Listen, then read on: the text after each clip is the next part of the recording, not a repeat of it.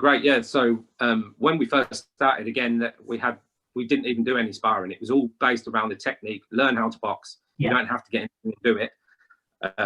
As time went on, there were girls that would come up to me and say, "Can I try some sparring?"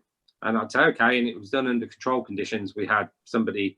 I had an assistant as well, Danny, who used to help me, and she knew what she was doing. And she would she would run the class for me, sparring, and the girls would take it nice and easy. They did go on. About 4 or 5 of the girls went on to box. Some changed to actual amateur boxing because my class isn't under the umbrella of the ABA, the Amateur Boxing Association of England, whereas my coaching skills were from there. If that makes sense.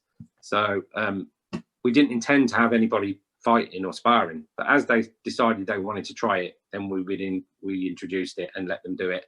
That would be a small amount of the girls. So the rest of them just watched and carried on with what they were doing. So it was never encouraged or advised, but if you wanted to do it, then we would make sure you were looked after. It's inevitable though. So there's no pressure for anyone, though, isn't it? I mean, that hunger to do more in a sport when you get so attached to it, that's why I was keen to ask about it. Yeah, and yes, a lot of the girls would look at the sparring and say, "You'll never get me doing that," and I'd say, "I don't want you to. Yeah, I don't expect you to. Let them do it. They enjoy it, and if you want to."